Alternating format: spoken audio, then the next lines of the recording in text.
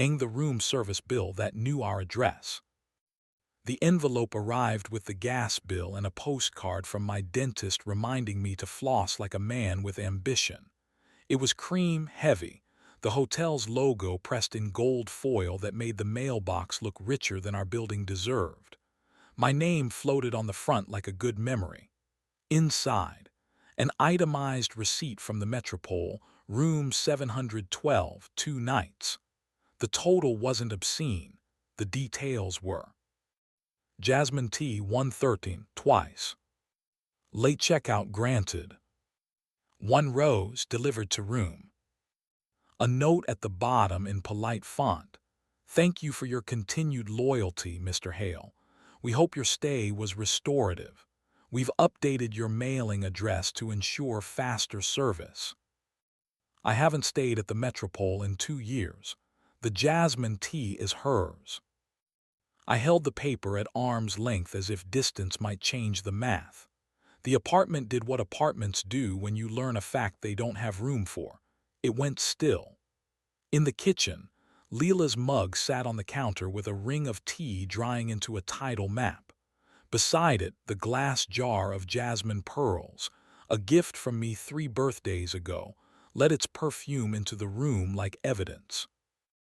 She came in from the hallway tying her hair with a rubber band she keeps on her wrist for moments when the world says tighten. She looked at the envelope in my hand, then at my mouth, like the word she was about to meet might bite. "What's that?" she asked. "Room service," I said, "for a room I wasn't in." She took the bill the way you catch a falling cup, careful to absorb the error without making a mess. She read it once, then again. She set it on the counter and touched the rose line like it would smudge. "They must have my profile tied to your old address," she said, reaching for logic and finding it only half tamed. "I booked a committee room last month. I never." "Late checkout," I said, not raising my voice. The politeness felt like a blade.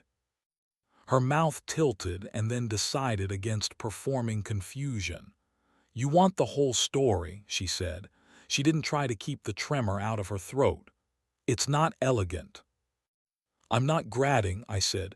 "I'm living here." She picked up the mug, sipped what was left, winced at the temperature, put it down. "I booked a room to say no," she said. "You already know the who." "Say it," I said, because liturgy for once would make it real. "Julian," she said. "He asked me to help on a donor letter for a youth writing fund. He always finds a cause that behaves like a mirror. He wanted to meet at the Metropole to focus. I booked the room so I could end it without making a lobby complicit." "And the jasmine?" "I couldn't sleep," she said.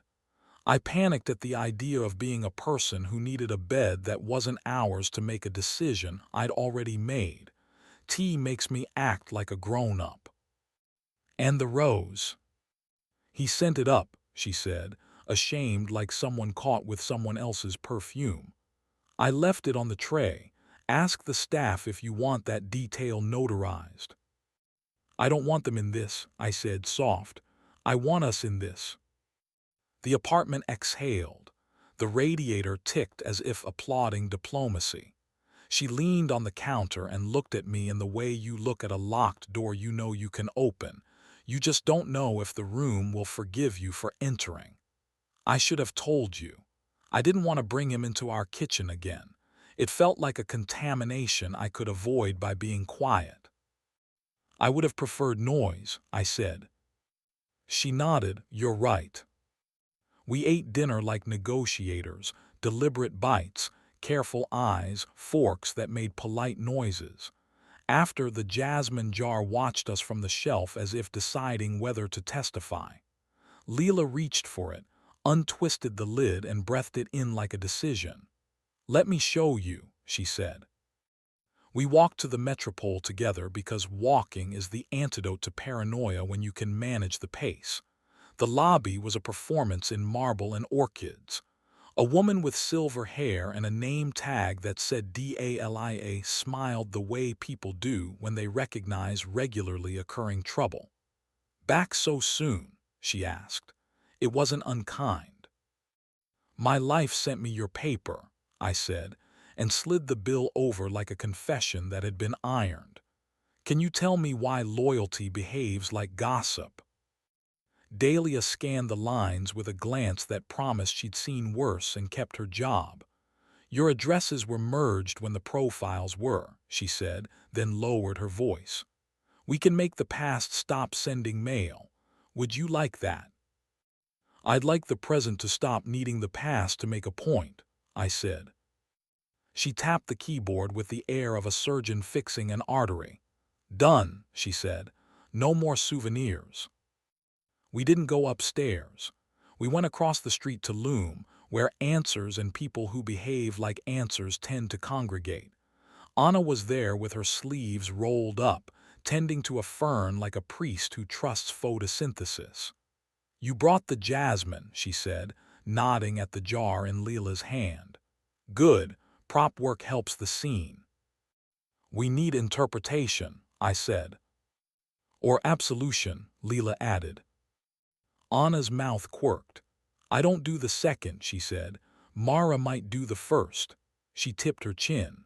Mara sat by the window, red scarf precise, eyes wry. We slid into the chairs across from her like apprentices. Mara listened the way an audience you don't deserve listens. She held the bill between two fingers and said, "Spectacle is a hotel. Intimacy is a kitchen. You tried to have one while pretending to be in the other. That's why it stung." "I booked the room to end the story," Leela said. "I didn't want to audition for grief in the place where we keep our salt." Mara nodded. "That's allowed," she said. "But stories overhear themselves. They mail receipts. You can either let the invoice become the plot or you can say the line that makes it an object again." She pushed the bill back. "Say it." "I chose him," Leela said, looking at me, "not the paper. Even while I was in the wrong room, I chose the right life. The jasmine was not romance, it was triage." "And the late checkout?"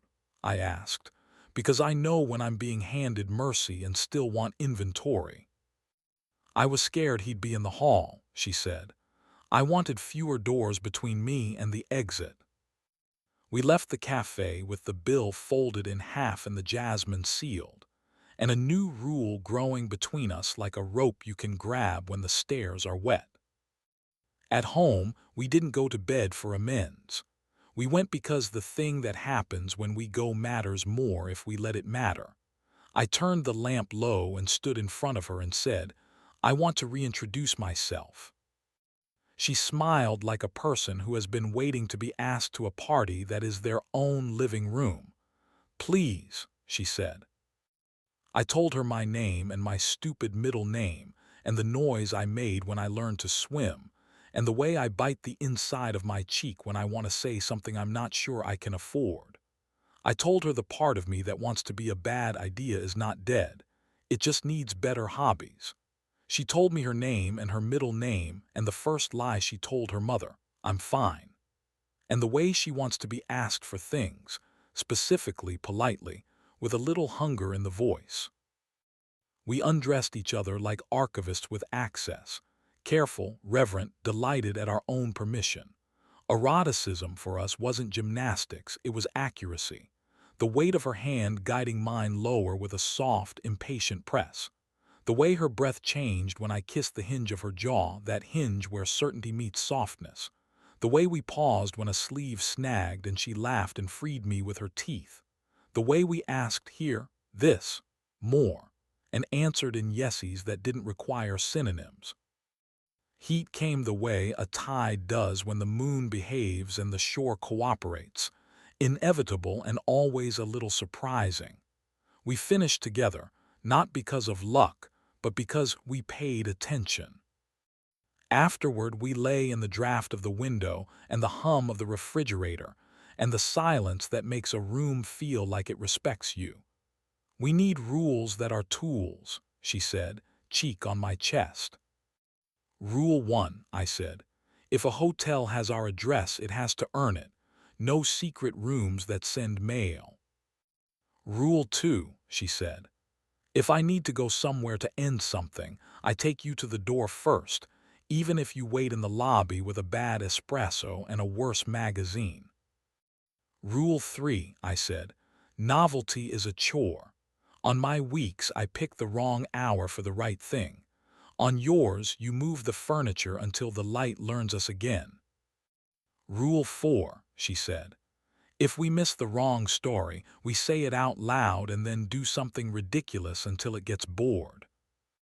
We tape the bill to the inside of a kitchen cabinet with the face turned toward the wood, not to forget it, but to neutralize it, like a talisman that only works when it doesn't get attention.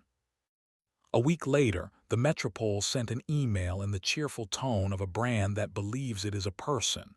We noticed you haven't reviewed your recent stay. I forwarded it to myself with a subject line I could live with. We were home. Then I created a filter that sent every message with restorative or exclusive straight to a folder named Museum, because some pasts deserve encasement. I saw Julian on the street outside a gallery 2 days after that, navy coat pressed, smile on loan. He nodded like men do when they want to be thanked for their restraint. I didn't nod back. It was petty, it was mine. He called after me, "You chose boredom," and I said, without turning, "I chose repetition, which is what you call boredom when you've never done it on purpose." At home, we started a ritual we didn't have a name for. At 2:06 a.m., when the building sighs and the dog snorts and memory starts to audition for drama, one of us says, "Tea," and the other says, "Only if you watch me drink it." The jasmine lives in the pantry now, behind the lentils and the good vanilla, because intimacy is a pantry item. Useful, unshowy, often forgotten until it saves dinner. Sometimes the apartment still hands us little tests. A receipt in a coat pocket, a song queued up that one of us pretended we hadn't kept, a text from a number that knows how to write its allure. We don't grade ourselves anymore. We read the question out loud and then go do something that belongs only to us. Peel oranges over the sink, move the couch 2 inches, play a song to the end before anything important, kiss in the doorway because rooms like to be included. Months later, a package arrived with no return address. Inside, a single rose pressed between wax paper, a note in Anna's precise hand. "You left this behind." Beneath, in another ink, a scrawl I recognized as Mara, "Keep the flower if you can keep the quiet." We slid the petal-thin thing under the glass of a cheap frame from the art store and set it on the shelf behind the jasmine. It's visible only if you kneel. We are not pure. We are answerable, occasionally ridiculous, often brave in ways that don't photograph well. The frame on our bookshelf still tries to be smart and sometimes forgets and shows us a picture we'd rather not entertain. We don't mute it anymore. We sit with it. We say, "That was the wrong room," and then we say, "This is the right kitchen." And we pour water over pearls that unravel into fragrance, and we drink slowly, and we look at each other over the rim and say our names as if the hotel is still listening, which it might be, which we can't control, which is fine, because the important thing about being chosen is not the witness. It's the choosing.